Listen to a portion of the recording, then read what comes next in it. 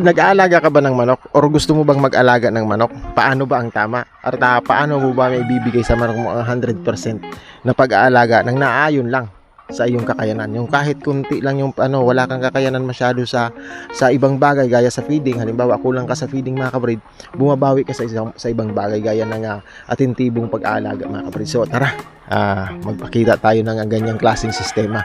Magpakita tayo ng ganyang klaseng mga experiences mga kabrid. So dito sa munting channel ko mga kabrid, updated ka lagi. So welcome sa ating GPC Rooster Show mga kabrid. Welcome to the GPC Rooster Show, where the coffee's hot and the stories flow. Wake up, laugh up, let that sunshine grow. Morning mga kabrid, andito ako sa sa oregano. Ayan yung oregano natin. Bali, tinatanim-tanim natin niya. So, magandang araw sa inyo mga kabrid, magandang araw. So, ito, mag-update ulit tayo. Umagang pag-update naman sa ating munting channel mga kabrid. Ang laman po ng ating channel or mga videos dito po ay tungkol lang po sa mga manok kagaya ngayon. Mag-update lang tayo sa kalagayan ng ating mga manok sa umaga. Yung tipong pag nagpakain tayo, nagmo-monitoring tayo or pinagmamasdan natin ang ating mga alaga habang sila ay kumakain. Dito natin dinidistinguish or hinahanap ang mga manok na namimili na mga kabrid, ang mga manok na matatakaw or ang mga manok na mga may behavior pagdating sa kanilang prosesong pagkain mga kabrid. May mga manok kasi kabrid na tipong namimili talaga. May mga manok na ayaw ng wheat feeding. Pero sa aking nadanasan mga kabrid, gustong-gusto ng alaga nating manok ang wheat feeding mga kabrid.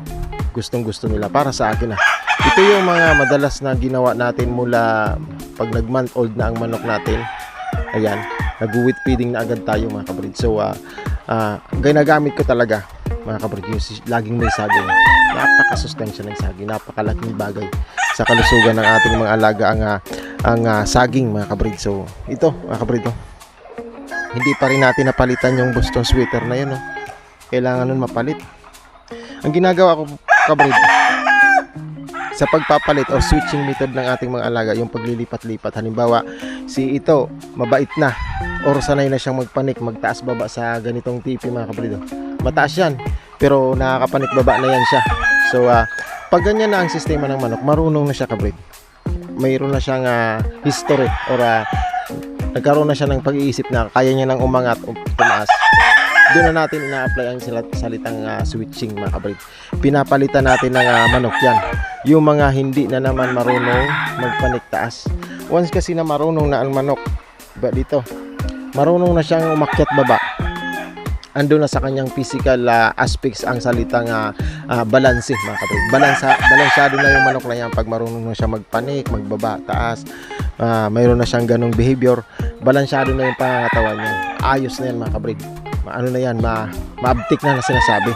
So yun, minomonitor ko lagi yun. So para evenly or kasi may mga iba tayong nasa chicken houses pa rin, yung mga hindi pa marunong sa ganito. Kailangan kasi sa manok mga kabrid, marunong siyang ganyan.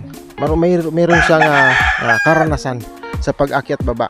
Pag ganyan marunong na siya kabrid, pwede mo siyang palit-palitan. Mga 1 month, mga ganun, ibalik mo yan dyan, marunong pa rin yan. Kasi mayroon na siyang history or mayroon na siyang karanasan sa pag-akyat. So, ang switching mga kabrid is ditong cording area ko.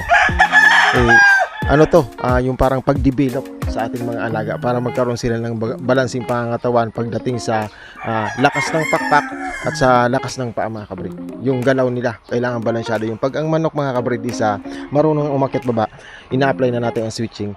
Mahanap tayo doon ng iba. Mayroon tayo mga na lang ito mga kabrid na manok natin, 50 piraso na lang. 50 piraso na lang kasi nagkaling na naman tayo ng isang inahin mga kabrid nung nakaraan. So 50 piraso mga kabrid, pinapalit-palit natin to dito. So ang iba naman hanggang sa matuto lahat mga kabrid. Pag natuto lahat ang manok natin sa ganitong klaseng sistema, yung switching or yung panik baba, masasabi natin ang mga manok natin ay nasa maayos na kalagayan pagdating sa balances mga kabrid. So ganun ang ginagawa ko. Halimbawa ito, okay na ito siya, mamatyagan ko pa to siya Yan si ating yan. Maganda ang nito. Minsan ka talaga may mga traits or character ang manok na talagang mabait na sila. Yung masunurin ba, alam na agad nila yung ano. Mayroong ganong manok. Maswerte kapag may manok kang ganon na hindi ka ba pahirapan mag-develop sa kanila or magbigay sa kanila ng tamang pag-aalaga. Yung tipong iba hindi talaga nila maintindihan yung ano, minsan sobrang ilat. Ito 6 months old kabrid. Ayan. Red Kelso siya mga kabrid. Siya yung isa sa mga produkto nating paulit-ulit na pag-i-inbreed mga kabrid. Ayan. Mga malalamyang manok, pero may manok naman na pag malusog ay malusog naman siya kabrid. Ganun ang mga inbreed. So ito isa. Marunong na rin ito kabrid. Mabait na rin pati. Pero grabe din ang pag-develop na dinanas natin diyan. Napakailap niyan mga kabrid. Nung 5 months old pa lang, 4 months old, inano na natin yan. Kinurding na natin yan dyan. Napakailap niyan. So kailangan talaga sa pag-aalaga ng manok or sa pag-develop ng manok or pagbibigay ng tamang pag-aalaga mayroon kang mahabang pisi ng pagpapasensya sa pag-aalaga. Huwag kang mawala ng pag-asa pag ang tagal ma-develop ng manok or ang tagal niyang matuto or ang tagal niyang matutong pumanik taas, which is gustong-gusto rin talaga ng manok yung nakakababa taas sila. Marunong na rin siya, pero grabe pa rin ang ilap niya kabrid. Ano siya, puting linaw o pulang linaw mga kabrid. Itim ang ano niya, yung kuko, tapos puti yung paa, tapos mahabang manok mga kabrid, mahabang katawan. Tapos late na siya tumangkad kabrid. Kala ko mga ano sila, mga bansot ba, pero late na siya. Ayan, matangkad na siya kabrid, matangkad na siyang manok. So ayan siya. Yan. Ano rin niya, kapatid nun, Red Kelso din siya. So ito kabrid, ito yung dapat ipalit natin kasi marunong na siya eh. Ito sobrang ilap nito kabrid, sobrang ilap, sobrang ingay. Grabe yung ano niya, yung mental ano niya, karakter mga kabrid. Makakita lang siya ng babae, sus, grabing ingay niya. So dinidevelop siya natin dito. Ang sinasabi kong dinidevelop mga kabrid, pinapaigi natin ang manok nang naaayon sa kagustuhan natin. Kung gusto mo ang manok na mababait hawakan, mababait sa tao, at malulusog mga kabrid, na the same time na pagsasabay-sabay mo yon, ito, nagdi-develop tayo ng ganito. Ito yung proseso natin mga kabrid. May mga kanya-kanya tayong pamamaraan. So kung paano natin nadi-develop ang manok mga kabrid. Iba-iba naman ang approach sa pag-develop ng manok mga kabrid. Iba-iba naman. Depende sa kung ano yung kapasidad mo at anong nakikita mo mas maigi. Sa akin kasi ganito. Ayan o. Ayan siya. 6 months old kabrid, Red Kelso kapatid din nila. Ayan, marunong na rin yan magpaniktaas. Marunong na rin siya. Kaso, ang laki ng katawan niya kabrid. Napakalaki ng katawan niya. Broadcock size siya. Ayan siya.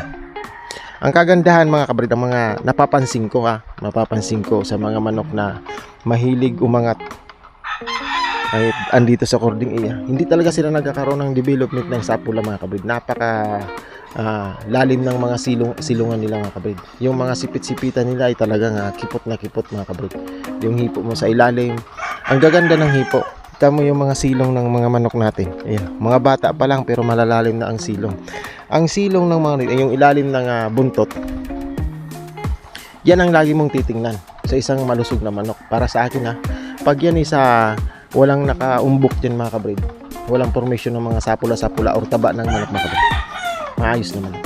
Maayos ang pagkakayari niyan or pagkakadevelop. So, ito naman si ating ito, iba ito kabrid. Iba yung mental character niya. Ano siya? Nagbabago yung niya, yung ugali. Akala mo nasanay mo na pero hindi pa rin siya kabrid. Hindi pa rin yan. Biglang nag-i-snap yan kabrid. Biglang nag-ano yan. Kaya andyan pa rin siya hanggang ngayon. Ito mabait na to kabrid. Kaso mayroon siyang bone defects na sinasabi. Na nabili natin ito, may diferensya yung pangangatawan nila. Pero sa isiw pa lang ito kabrid. Ang tagal ko nang sinisipat. Ayaw talaga sa aking ibigay mga kabrid. Tagal ko nang sinisipat. Kasi may something sa kanya talaga na gustong gusto ko. Bihira lang tayo bumili ng manok pag talagang tipo na natin. Kaya nung nagkataong naibenta sa atin, binibenta siya ng mura lang, hindi tayo pumayag kasi kawawa naman. Alam niya naman na gustong gusto ko yung manok. kahit pa paano, hindi natin na inano yung tao. Talagang dinubli natin yung ano niya. So, ganun tayo pumarihas sa mga taong nag-aalaga ng manok mga kabrid. Tapos ito naman yung manok natin kabrid na dark red. Ayan, dark red siya kabrid. Dark red yan. Pero ang karakter niya kabrid talagang bulko. Ano siya, yung parang solido. Parang solid-solid yung katawan niya. Grabe yung alaga na to. Ito yung manok na karanasan ko dito isa. Ang bilis niya talaga. Ayun, ano talaga siya. Alerto masyado. Iba yung ano niya, parang ano siya ibang ito yung mga hatch talaga na talagang sabi ko ito yung mga magagandang i-develop, paramihin. Mga ganyan na yung katawan pero nung sisiw pa yan, ang katawan kasi niyan mga kabrid, pambabae. Papuso, pusuan. Walang pitso yan. Pusuan yung katawan niya. Hindi mo masilat yung pitso. Parang sa babae ba? Yung parang puso ng saging, gano'n ang katawan niya. Which is hindi siya para sa akin hindi maganda. Kasi nga, ang hinahanap natin yung mga pitsuhan, malalaki ang buto. Maganda yung paramihin. Pero sa karakter niya naman mga kabrid, ang ano niya, ang ayos siya sa kabrid. Para sa akin, sabi ko nga, okay to siya, sabi ko. Ayos siya. Talagang hindi mo huli siya, hindi siya so siya, maliksi mga kabrid. Parang niya na yung pagkamanok niya isa ganun ang pagkaano niya, nasa dugo niya talagang ganung klase. Iba-iba ang nagiging offspring natin. Bukod sa karakter nilang pagkakaiba-iba mga kabrid, nagkakaroon din sila ng differences pagdating sa mga hipo o balahibo nila. Yun, napapansin ko yun. Marami akong nakikitang distinction sa kanila. Kilala ko na yan sila, pati tulaok nila kabrid. So, pag ganun ang pagkatutok mo sa pag-alaga, yung monitoring mo is talagang 100% mga kabrid. Timano, kunting aura lang naman ako, makita mo lang ganyan kabrid naman ako. Mapansin mo na kung may nararamdaman yan. Mapansin mo na kung maayos ang manok mo. Ikaw talagang makakapagsabi. Mga ganyan kabrid. Pag nakita mo siyang may... Pansin ko kagad yan kung may lagnat kabrid. Dahil sa medyo pagkatutok natin. Galaw pa lang nila, mapansin na natin kung mayroong diferensya sa kanilang nararamdaman. Ganun ang breeder dapat. Para sa akin ganun ang breeder. Yung mitikuloso or mapagmatsyag sa mga manok. So, ganun lang ang tamang update. Pinapakilala ko lang sa inyo ang mga manok natin at nagbibigay ako ng kunting idea sa mga karanasan. Mga pabago-bagong sistema nila, pagkakaiba-iba ng kanilang pagkamanok or karakter mga kabrid, distinction mga kabrid, development kabrid, mga experience natin na nadanasan sa kanila mga kabrid. So maraming salamat mga kabrid. Hanggang dito na lang ang ating munting update. Panibagong araw mga kabrid. Thank you again po sa inyo. Live and breathe with peace in your eyes. GPC's here for the rest of their